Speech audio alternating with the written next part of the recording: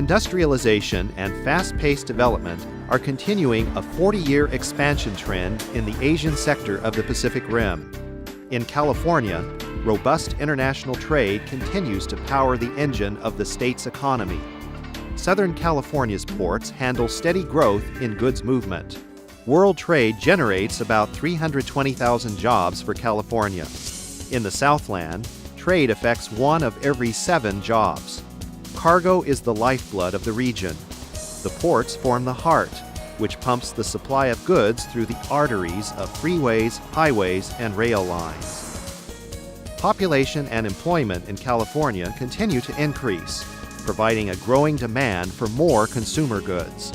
Shifting manufacturing patterns indicate that future U.S. demand for Asian manufactured goods will increase exponentially. Already, Southern California's ports process 40% of the ocean-borne cargo bound for the United States. In terms of the U.S., the trade shifted from the East Coast to the West Coast. And of course that made a lot of sense because of the tremendous growth of nations along our Pacific Rim, and we really are the entry ports, the 2 ports of the San Pedro Bay. The figures that are cited is about 50% of the goods stay here, about 50% of the goods leave the region. It's nice to have these goods coming into the region, and if they're coming in through the port, it's clearly cheaper to get them here than if they're coming in through East Coast. However, growth in population, employment, and trade places additional burdens on Southern California's fragile infrastructure. Residual effects include threats to the environment and quality of life. Congestion and air pollution pose the greatest problems. Community and environmental groups claim the ports and the trucks hauling containers exacerbate the already difficult living conditions in and around coastal cities and throughout the Southland. Taken to their logical conclusion, these claims might lead to restrictions on trade growth.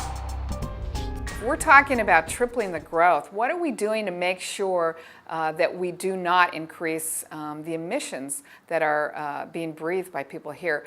The mayor of Los Angeles, my brother, has declared that there will be no net increase in emissions as a result of port growth. So that's a pretty tough mandate. That's a pretty tough promise.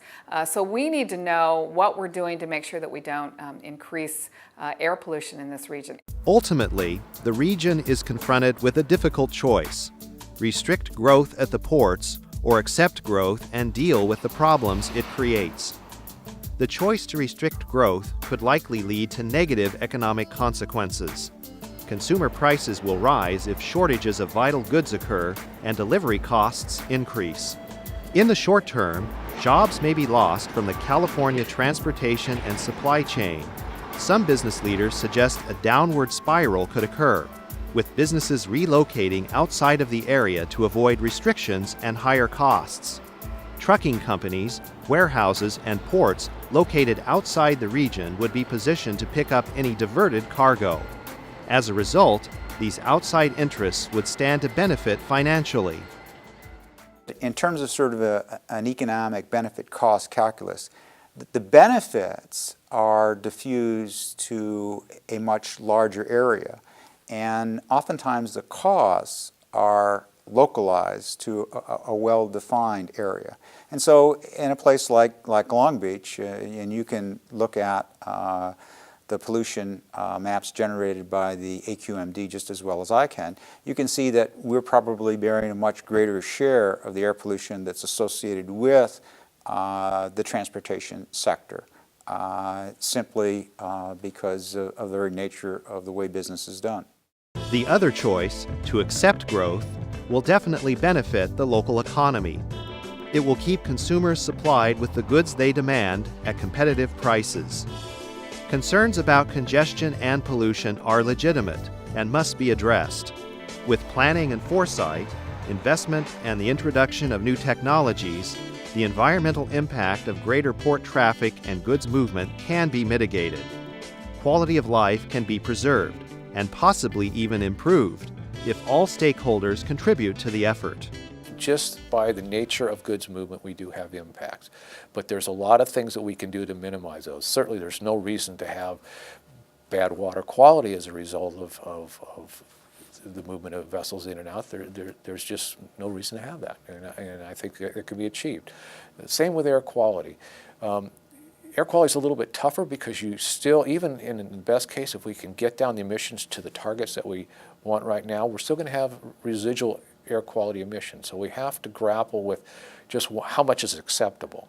But we certainly have areas where we can reduce significantly, and that's our goal right now. Port authorities, shipping companies, terminal operators, trucking companies, labor unions, rail operators, local politicians, community groups, warehouse operators, and retailers.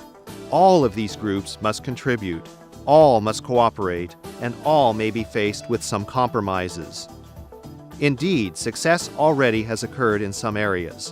One example, over the last 30 years, better technology, regulations, and environmental consciousness have contributed to much cleaner water in and around harbor facilities.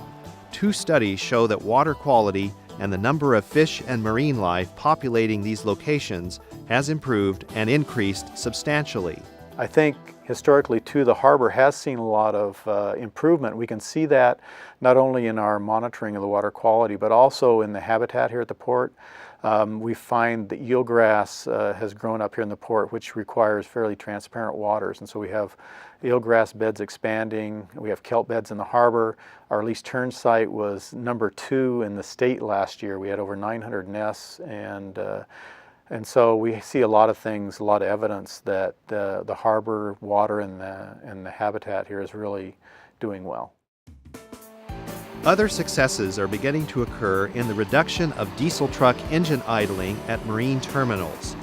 New regulations impose fines on trucks that idle more than 30 minutes outside marine terminal gates. These regulations motivated marine terminal operators, trucking companies, steamship lines, and other industry stakeholders to form a working group under the leadership of the AQMD. The marine terminals and trucking industry have made significant improvements concerning truck delays outside marine terminal gates. An ongoing effort by Mattel to deliver goods to warehouses at alternative hours increased throughput and improved turnaround at the warehouses. Now there's a lot more people talking to each other. And the Lowenthal bill, in conjunction with all the controversy over expanding the 710, has now really, I think, made people who are interested in moving freight understand that they need to get more actively involved. The community is more than happy to get actively involved to say, we don't want to expand the 710, or we're not happy with what's going on at the ports environmentally or with respect to safety or traffic congestion. And the shippers and receivers, not just the terminal companies and the trucking companies, but the shippers and receivers also have to get involved.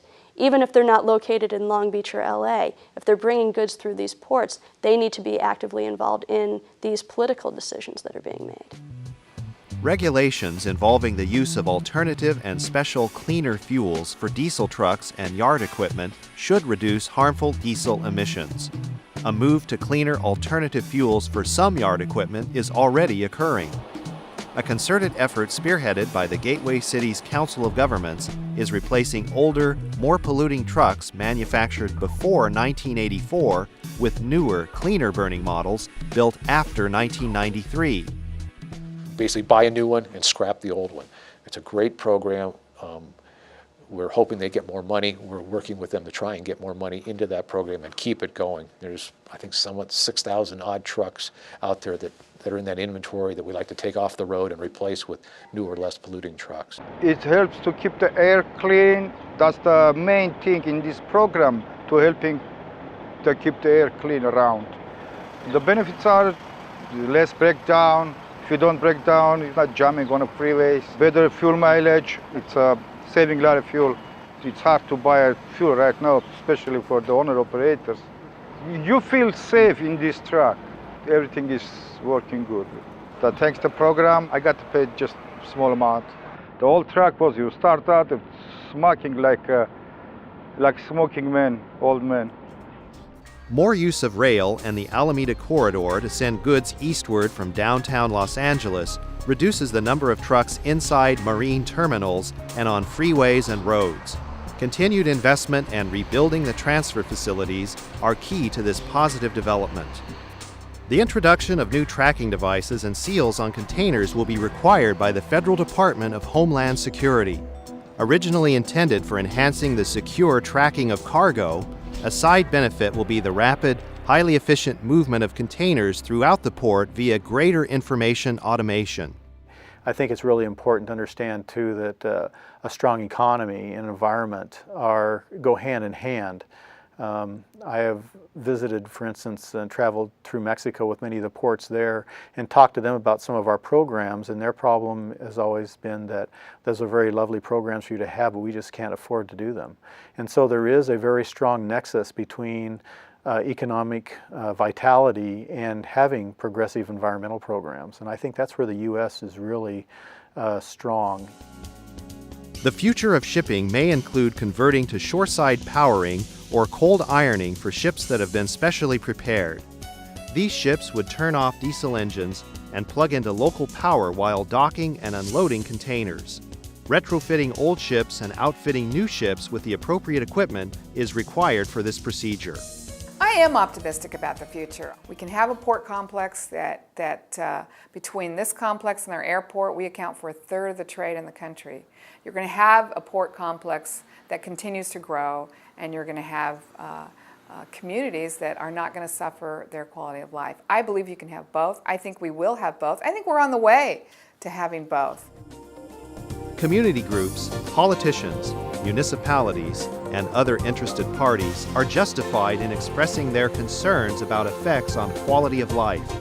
The best solution would include these groups working cooperatively with industry to embrace new technologies and new procedures.